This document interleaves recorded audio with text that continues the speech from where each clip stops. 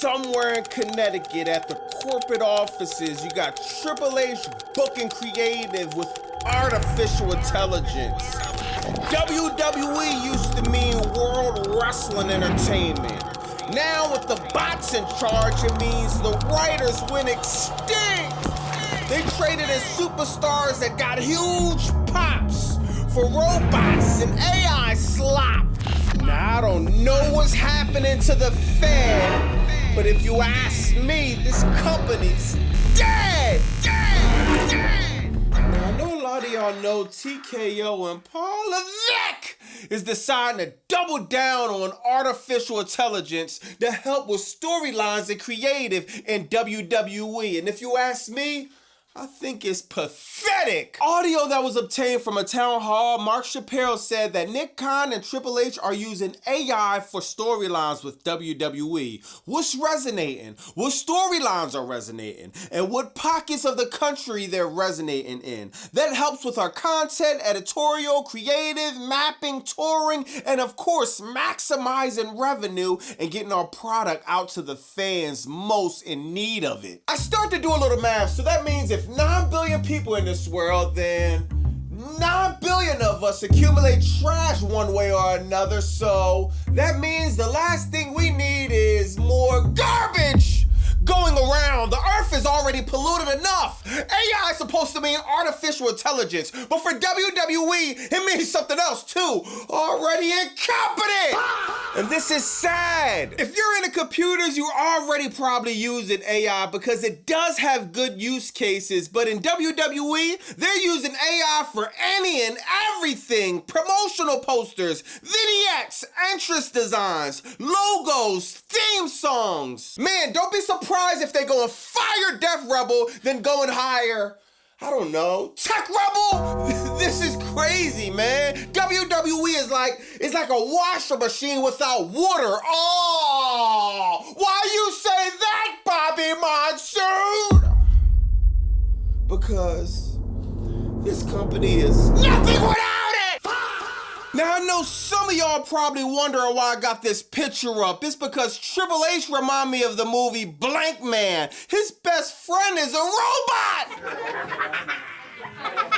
Now, news also came out from this town hall about WrestleMania. Nick Khan let it be known that it was his stupid idea for WWE to go back-to-back in Las Vegas. He said that was ultimately his decision. Maybe they don't do that again, but at the end of the day, it still ended up being a successful event. Great, that's all they care about. They don't care about giving the fans a good product. They care about how much money they can extract from people's bank accounts. Then he goes on and say, wait till you hear the announcements for WrestleMania 2028. I can hear Nick Khan now, wait till you hear this. Bro, if creative keeps going this direction, WrestleMania 28 is going to be live at your local David Buster's.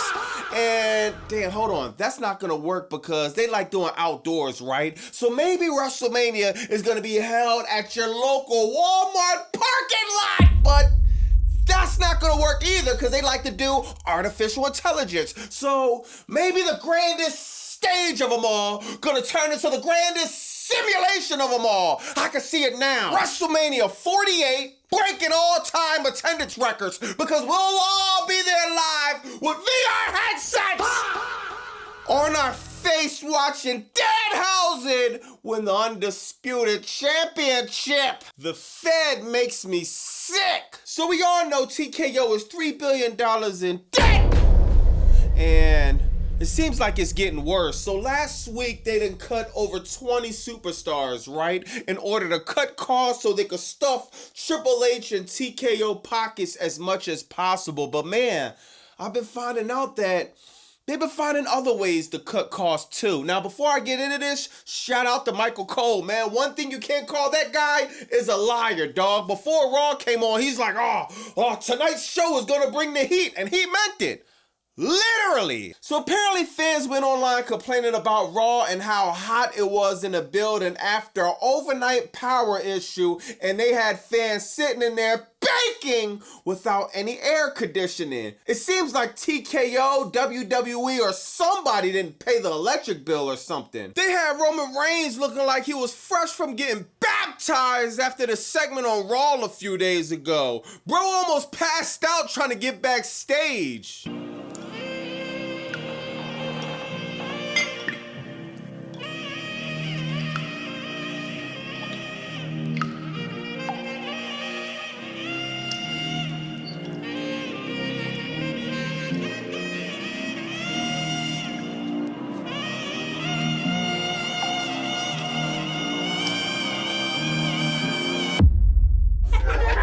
Man, you would think the last thing they could do is turn the AC on, especially when the product is already hot garbage.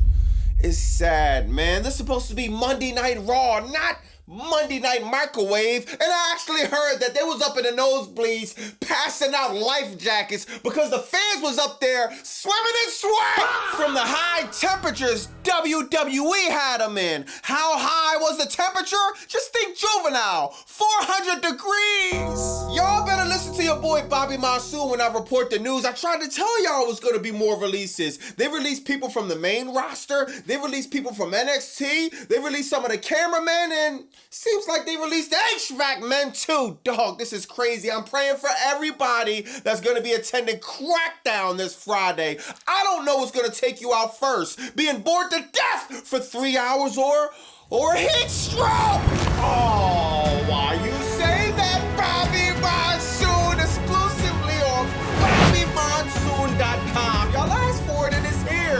The Why You Say That t-shirt. I want to thank everybody that's copping the merch, that's liking, commenting, subscribing, hyping, everybody in my lives multiple times in the week, all the people in the chat.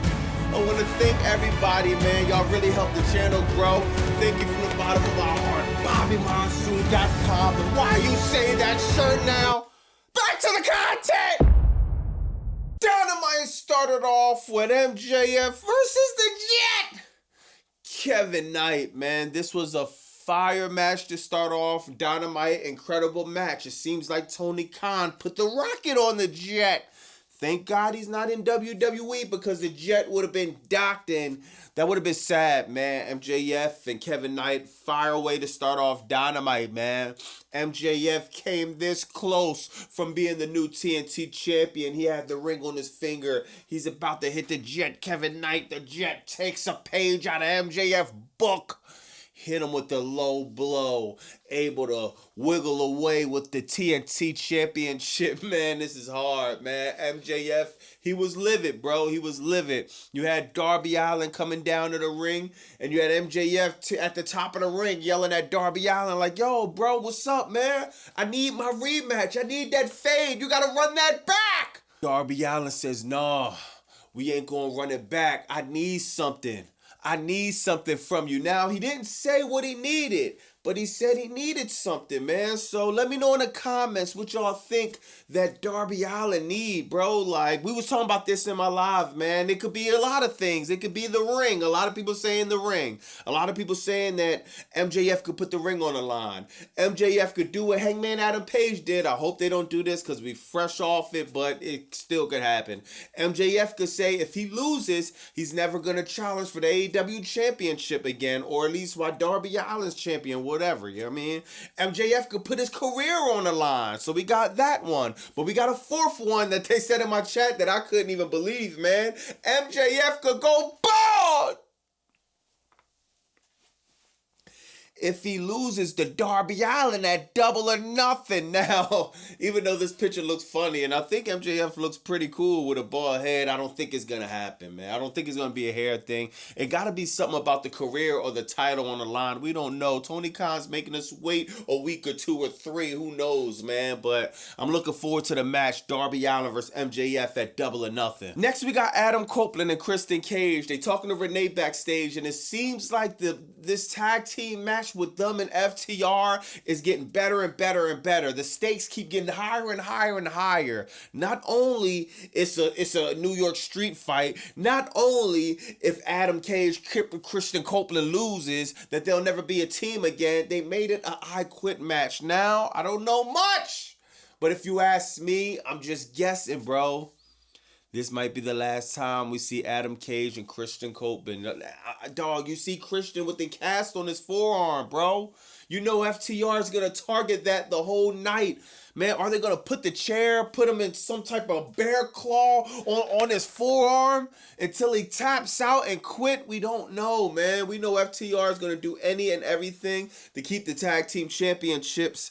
I can't wait for this match, man. Trust me, dog. Respect the Okada and Takeshita, MJF, Darby Allin, and everything else that's going to be on the card. This is the #1 match I'm looking forward to, man. It's like, we're going to win either way, man. We're either going to have a sentimental moment where Adam Copeland and Christian Cage get the AEW Tag Team Championships, and that could be their last run as a tag team, or our hearts could be broken, man. 20 plus years in the game, dog, could be ended right at Double or Nothing in New York, man. This is going to be fire, bro. Let me know in the comments what y'all think. Next, we got Ace Austin versus Okada from the Don Callis family. Don Callis, we all need to clap our hands. We all need to shake that man Don Callis' hand for giving us a classic that's coming at Double or Nothing, man. Okada, he went through Ace Austin, you know what I mean? There was a little bit of turbulence, but it really wasn't nothing, man. Okada, he's a vet, man. He been holding down the international championship, and he knows the big fight is at Double or Nothing versus Takeshita. At the end of the match, Takeshita comes out. He don't go out there. He don't try to fight. He don't try to argue. The time for talking is over. I'll see you in a few weeks, buddy. Now, people keep asking me, Bobby Monsoon, you're part of the Don Callis family. Where you stand?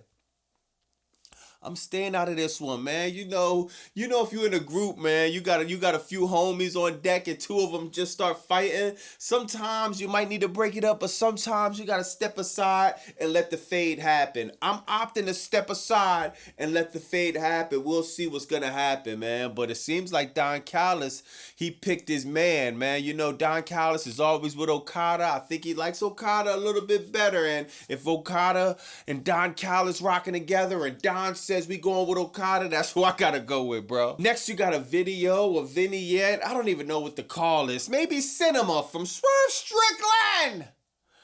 Letting Bandito know, hey, bro, I'm back and I need all the smoke. Oh my God, man. This video package was fire, bro. Now, even though Swerve Strickland coming back, my anxiety starting to get a little out of whack again, man. I'm trying to stay out of Swerve way, but it seems like he got his eyes on Bandito. What did Bandito do? I have no idea. What did Brody King do for Swerve Strickland to put a cinder block on his head? I have no idea.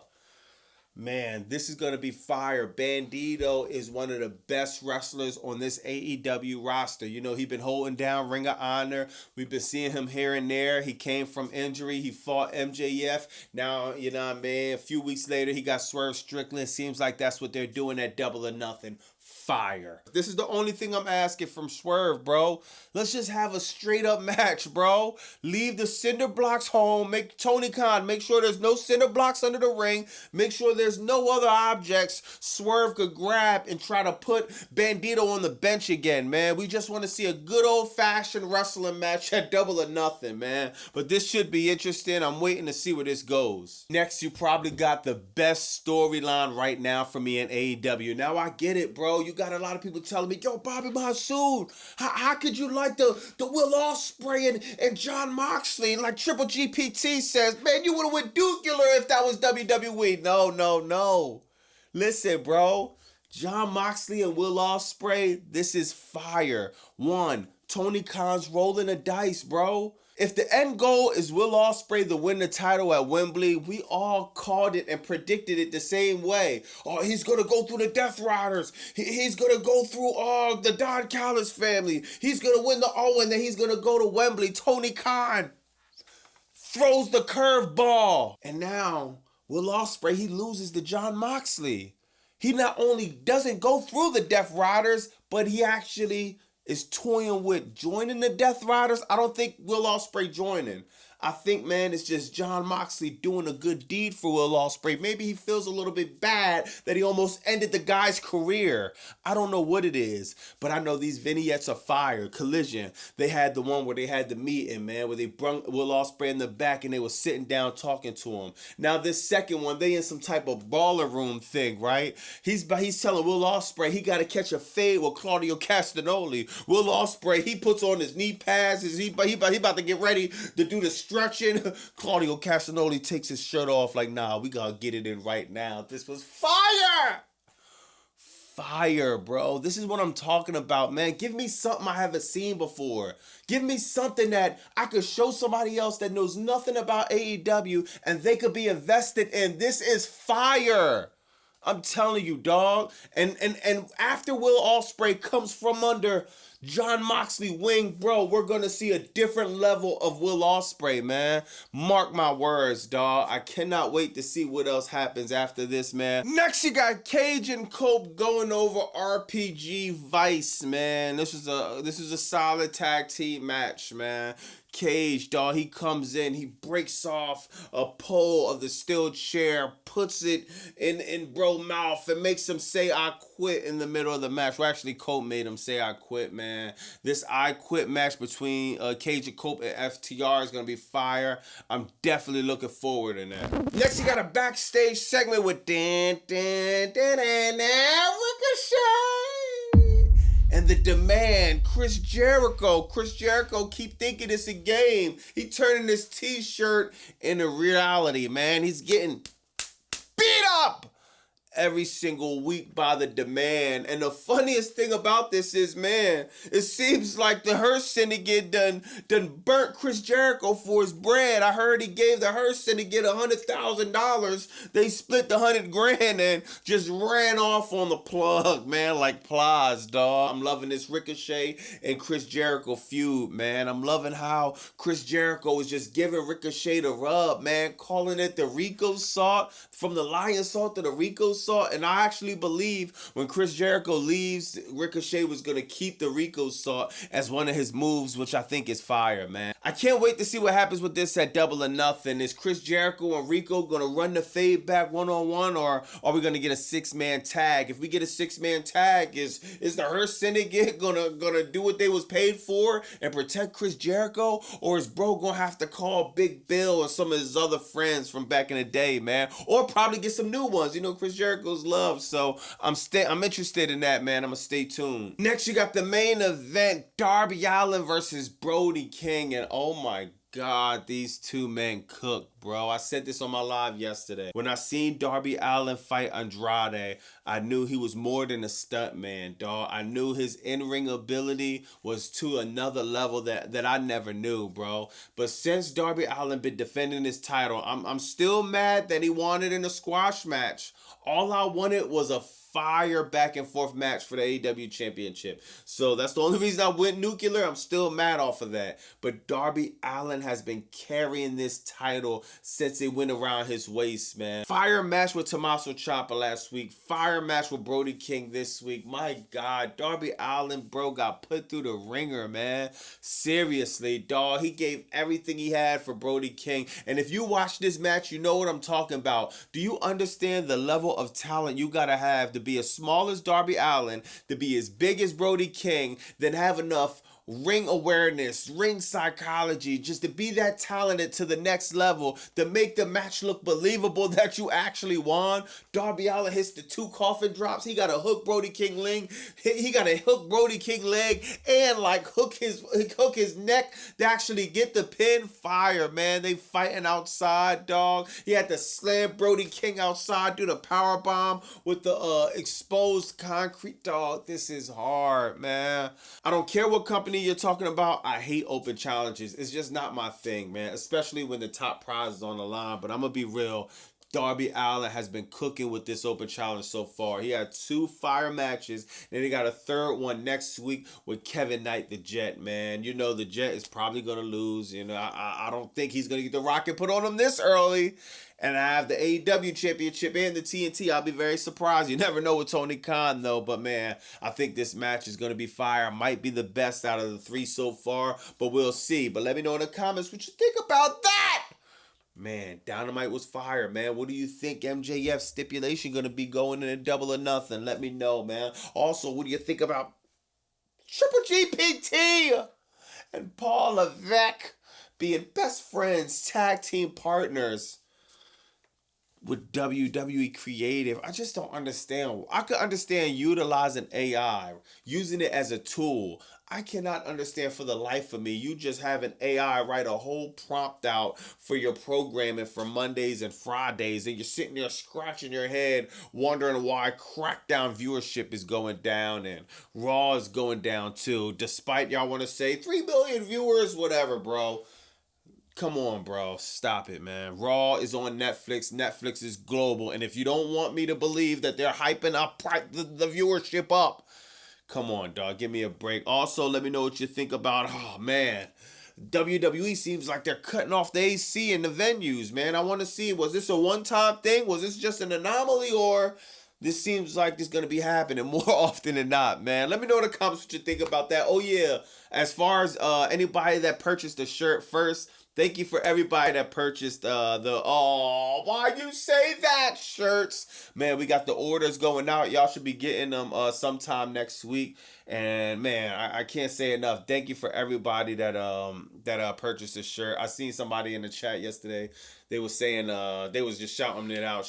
They purchased the shirt. I missed it in the chat, but the moderators let me know that I missed it. So shout out to you. Shout out to everyone else that purchased. Y'all be getting them sometime next week. Everybody have a cool weekend, man. Or I forgot. It's not even Friday. We got Crackdown, unfortunately, on Friday. So I'll see you then. It's Bobby Monsoon 215. Like, comment, subscribe. Bow!